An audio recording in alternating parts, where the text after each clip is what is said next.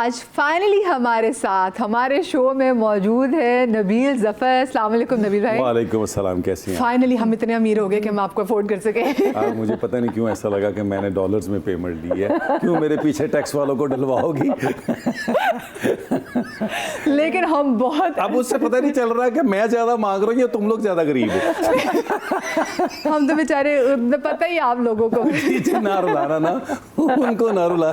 पता चले कि ये कहने तुम पेमेंट रहने तो मैं तुम लोगों को लिख के जाता हूँ। आप ज़्यादा से ज़्यादा अपना ब्लेजर ही दे जाएगा और हम कुछ नहीं मांगते, कुछ नहीं मांगते। हो गया, आएगा नहीं तो मैं बाहर ले लेता। तो हम भी इसको बेचेंगे ना। हमें पता है कि ये भी महंगा ही ब्लेजर है नबील भाई, ऐसा नहीं हमें पता है। सीमी जी कैसी आप? ठीक ठाक हैं? ठीक हो? मिजाज बखैर? बिल्कुल ठीक। भाई सीमी जी से तो आप कि हम हमारी बड़ी हैं, हमारे शोज़ में हमने पहले अपने ज़ियारात पे भी शो किया और उससे पहले भी हाँ हमेशा से हमारे साथ ही रही हैं।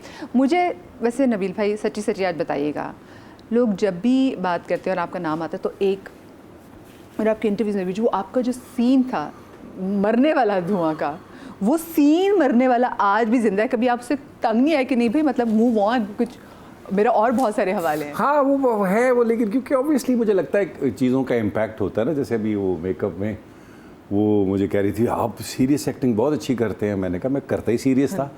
वो बीच में गैप आया जहाँ मैंने कॉमेडी की और अपने वो पैसे बचाने के लिए अपना सिटकॉम खुद ही कर लिया। तो वो जो ये जो अब वो 15 साल 16वां साल चल रहा है उसको, तो लोगों को ये लगता है कि ये जो एक जनरेशन है उसके लिए तो एज मुझे वो बुलबुले में ही देखते हैं। हाँ बिल्कुल। और उससे पहले मैं सारी ज़िंदगी 34 इयर्स का मेरा करियर है, उसमें मैंने सीरियस ही किया सारा। मतलब अगर आधी समझ लें तो बाहर वो एक वो आता था शुरू में बड़ी कोशिश। मैं बताऊँ शुरू में भी मेरे साथ ये हुआ कि जब मैंने प्ले किया, एक मैंने लोकल प्ले किया था आज दी कहानी। आतिश बड़ा जवान था उसमें, बल्कि नौजवान था। शुरू में तो रोल नहीं मिलते थे कि ना ये बच्चों में आता है ना ये जवानों में आता है, क्योंकि वो इस तरह का था। तो बहरहाल वो जब किया तो सबसे पहला जो कमेंट मिला वो ये मिला कि जी मैं जो है वो नज़र अच्छा आता हूँ। तो मुझे लगा यार ये मेरा पैकेज नहीं है, ये तो जैसे ऊपर वाला कर देगा ये सबका वही पैकेज है ना। मुझे तो ये कहलवाना है कि ये काम बहुत अच्छा करता है। तो वो इस हवाले से फिर मैंने even then you are clear Nabeel भाई कि नहीं मुझे काम से हाँ मैं बहुत क्लियर था कि मुझे अगर मनवाना है। पहली बात तो ये है कि मुझे पता नहीं मुझे आता भी है कि नहीं आता। वो तो बाद में आप अपने अंदर डिस्कवरी करते हो। अच्छा मैं वो एक्टर भी नहीं था कि जो बचपन से नहीं लोगों को एक्टिंग करके दिखा रहा होता है, घर में सबको बता रहा। नहीं, बिल्कुल नहीं था मैं। बहुत शाय आदमी था। जैसे ना कि लोग बच्चों से कहते चलो भी फलाने की एक्टिंग करके दिखाओ, तो आपके अम्मा नहीं। और घर वालों का वैसे था कि आपका कुछ ऐसे इंटरेस्ट बन सकता है नबील? कभी भी नहीं, ग्रेजुएशन तक था ही नहीं। हाँ ये ज़रूर था कि मैं अपने दोस्तों में बड़ा मकबूल आदमी था कि एक होता है ना कि आप दोस्त मूव नहीं करते कि नहीं आओ तुम आओ तो फिर चलेंगे फिर करें। तो वो जब मैं एक्टिंग का सिलसिला शुरू हुआ, थिएटर से शुरू हुआ और करके, तो मेरा सबसे पहला यही था कि यार सबसे पहले रिएक्शन फैमिली का आता है ना, जो अभी भी आता है जब हम इतनी ट्रेजेडीज देखते हैं कि यार आर्टिस्ट जो है वो किस तरह सफ़र करता है। मैं बहुत अरसा कंफ्यूज रहा कि यार मुझे जो है वो एक्टिंग करनी है। मतलब इवन धुआं के बाद भी मेरा ये था कि यार मैं छोड़ के, तो कज़न एक कह रहा था आ जाओ अमेरिका आ जाओ। ये 95-6 की बात कर रहा हूँ। अगर आप धुआं की बात करें जिसमें आप कह रहे कंफ्यूज थे, तो डैट वाज मतलब 91 में अगर आप समझो मैंने प्रॉपर शुरू किया 92 में, तो 95-45 में धुआं था। तो आप सोचो मैं 3-4 साल ये कंफ्यूज रहा था कि अच्छा मैं चला जाऊँ अमेरिका चला जाऊँ, कज़न एक ऑफ़र कर रहा है आ जा यहाँ सेटल हो जा, यहाँ कुछ कर लेते हैं ये कर लेते हैं। तो क्योंकि वो एक जवाब ही नहीं था मेरे पास कि यार क्या करोगे, सर्वाइव कैसे करोगे। क्योंकि कहते हैं ना हवाई रोजी है। हाँ बार-बार ये कहते हैं। तो वो इस वक्त मैंने देखा है और इसलिए मैं अपने सीनियर्स को बड़ा सल्यूट करता हूँ। और मेरे साथ अगर मेरा कोई सीनियर ट्रैवल कर रहा हो, मेरी कोशिश होती है मैं इसका सामान उठाऊं। उसकी वजह क्या है? क्योंकि मैंने वो टाइम देखा है। मैंने अपने मैं तो वो टाइम देखा है ना, मैं ऊपर जो देखा है ना वो मैंने देखा है कि यार कोई हम तो कंफ्यूज थे ना कि ये काम ठीक भी है कि नहीं। फिर फाइनेंशियली बिल्कुल फारिग, तो आप फैमिली से भी इमोशनली फारिग। तो भाई ये कौन लोग थे? ये कोई पागल लोग थे जो इस फील्ड को लेके चल रहे थे। अच्छा वजह क्या थी? क्यों कर रहे थे ये लोग? क्योंकि यार ये अल्लाह की एक सोसाइटी है ना, उसमें हर तरह की मिट्टी रखता है वो। वो सारी मिट्टी है डॉक्टरों की नहीं रखता, वो कहीं इंजीनियर की रखता है, कहीं आर्टिस्ट की रखता है, कहीं पेंटर की रखता है, कहीं शायर की। इसी से सोसाइटी बनती है। बिल्कुल। तो इस चक्कर में मैं समझता हूँ कि उन लोगों ने बड़ी एफर्ट की है इस चीज़ को। इवन हमने भी, मैं शुरू में मुझे याद है 2000 का चेक मिलता था, 2000 का। अब हालांकि मैं जब सुनता हूँ 50, 70, 80 रुपए का चेक भी मेरे सीनियर्स लेते रहे, तो इस काम में अब आज लोग जो लाखों रुपया मांग रहे हैं ना, उसके पीछे लोगों की बड़ी वो है एफर्ट कि इस काम को जिंदा रखा है उन्होंने। लेकिन वो देखिए नबील भाई, एक सीनियर बंदा ना, सीनियर एक्टर आपकी, लेकिन आजकल के जो हम यंग लोग देख रहे हैं, जो जिन्होंने टेलीविजन पे काम नहीं किया हुआ, जो टिकटॉक वगैरह पे काम भी कर रहे हैं, तो जब वो भी वो करते फिर समझ रहा होता है कि यार वाई। अच्छा नहीं, वो देखिए हमारे यहाँ अभी जो बहुत कंप्लेन आती है वो आती है कि यार लोग मिस कमिटमेंट करते हैं। हाँ। आप भी फेस करती होंगी, सीमी भी करती होंगी कि यार अच्छा ये भी बहुत पक्की हैं। जी जी। एक तो इनका एक मजा इनके साथ काम करने का मुझे ये आता है कि घर का खाना बड़ा अच्छा मिलता है। हमेशा से ये लेके आती है। अच्छा मैं खुद भी बहुत, मेरी कोशिश होती है कि मैं घर का खाना लेके जाऊँ। आपकी तो प्रोडक्शन में भी घर से खाना बनता है। मैं तो आपको पता है मेरी तो कोशिश ये होती है कि जो मैं खाऊं, जो मेरे बच्चे खाएं, वही मेरी टीम के लोग खाएं। अच्छा दूसरा ये कि ये जो लोग कहते हैं ना कि यार ये लोग मिसकमिटमेंट करते हैं, बेसिकली हमारे यहाँ प्रॉब्लम ये हो रहा है कि जितनी भी नई जनरेशन आ रही है ना, मैं भी किसी एकेडमी से नहीं आया, लेकिन क्या हुआ, मेरी थोड़ी सी ट्रेनिंग हुई है पीटीवी से। तो वो नॉर्मली अगर आप इंडिया की या किसी और जगह की अगर आप लगाएं तो आपको पता चलता है जितना भी एक्टर आता है उसमें से 96% एक्टर एकेडमी से आता है। हाँ, हमारे यहाँ मुल्क में शायद वो एकेडमी क्या करती है आपके साथ, वो आपको ट्रेन करती है कि आपको पता चलता है कि भाई ये काम पेशेंस का है, ये काम स्ट्रगल का है, और ये सारी चीज़ों से करते हुए आप आते हैं तो आपका दिमाग ख़राब नहीं होता, आपको पता होता है कि कमिटमेंट क्या चीज़ है। मैं बता रहा हूँ आपको, 2000 से मैंने स्टार्ट लिया था पर एपिसोड। 2000 ओके, पर एपिसोड। अच्छा उस और लीडिंग एक्टर मतलब कोई सपोर्टिंग एक्टर नहीं था, मैं एज ए हीरो आ रहा था। मुझे बताया तो उस 2000 में फिर आपका अच्छा उस फिल्म 2000 8000 आप महीने का लगा लो, 4 एपिसोड चलते थे ना, लेकिन वो 3 महीने बाद अगले 3 महीने प्ले नहीं होता था। वो तो आपको देखे ना कहीं 6 माह बाद प्ले मिलता था ना। नबील भाई वो शशके पशके वो हीरो वाले वो भी तो चाहिए होते थे। वो तो चाहिए होते थे। मैं बहुत अरसा मेरे पास वो थी फॉक्सी, तो मुझे वो जब धुआं मैंने कर लिया तो मुझे वो पुलिस वाले रोक के कहते बाबू जी ये गाड़ी आपको अच्छी नहीं लगती। तो मैं कहता था मर्सिडीज खड़ी हुई है घर पे, मुझे शौक इसका। ओ भाई मैं फोर्ड ये करता हूँ, मतलब एक दफा मैं पुल से उतर रहा हूँ, वो कह रहा हूँ आपकी लाइट नहीं जल रही, मैं कहूँ पीछे हट जा, इसकी ब्रेक भी काम नहीं करती।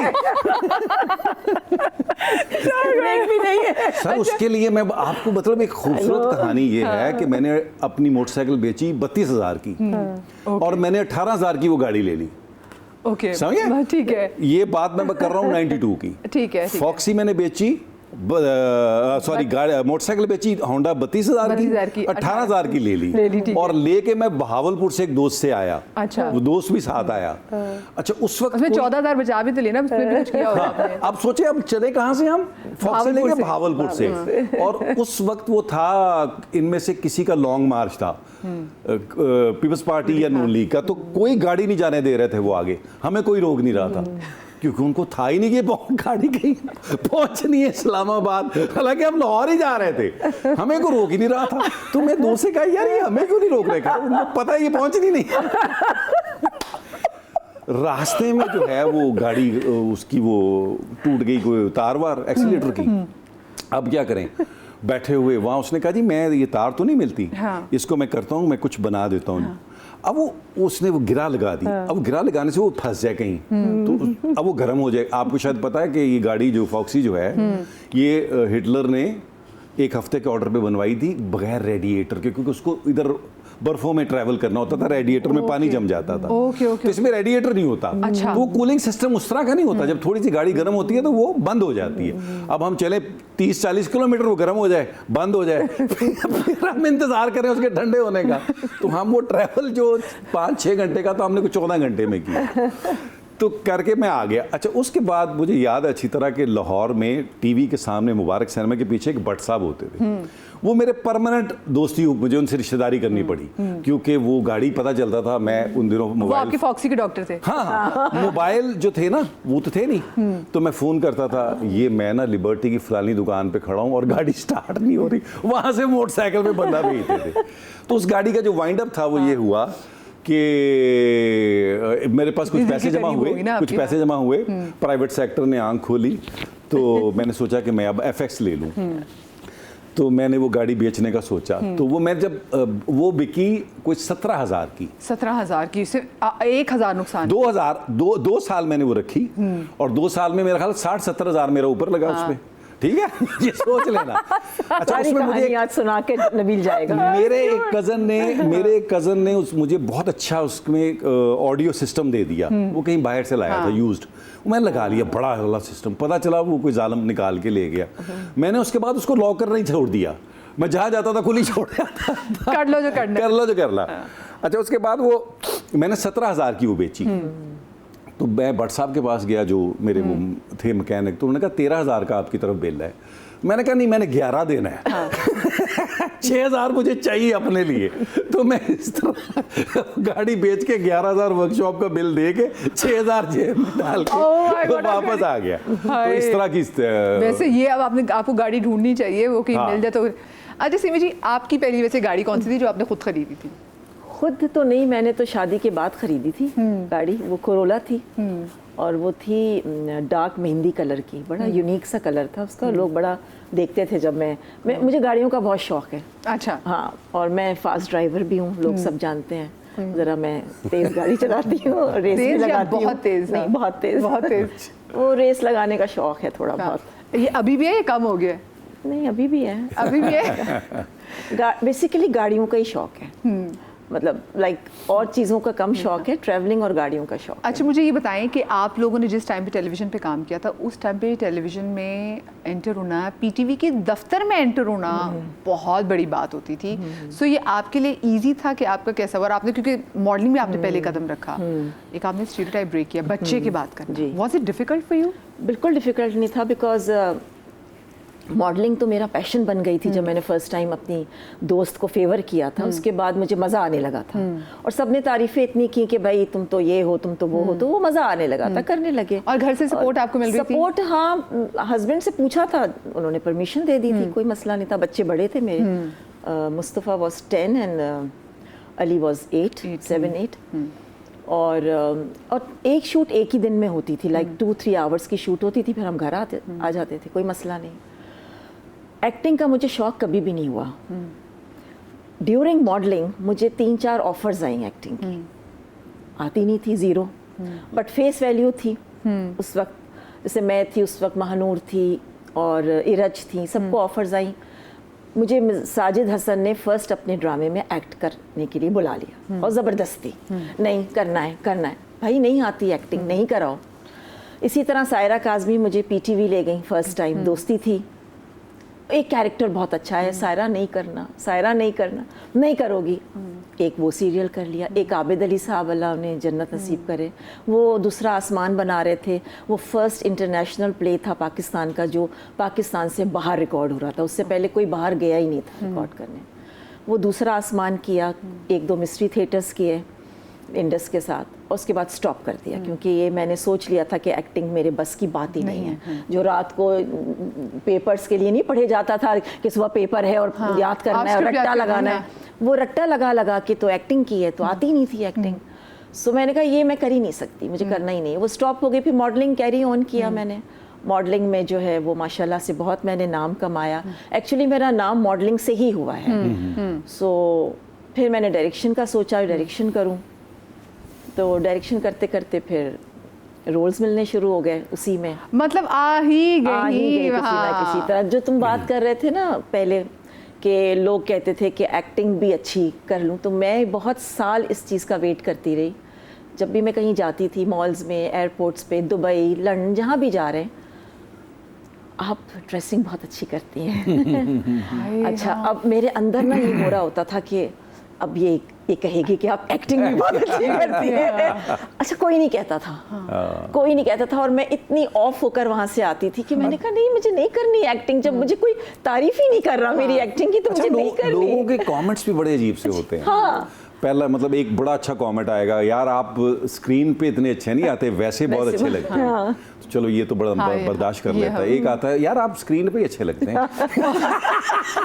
और है ना, वो इस तरह के ऐसे ऐसे कमेंट आते हैं और डायरेक्ट मुंह पे आते हैं। और मतलब कि आप मुझे कहीं भी अच्छे नहीं लगते। एक छोटी सी ब्रेक आ रही है, ब्रेक के बाद मिलते हैं, हमारे साथ रहिएगा।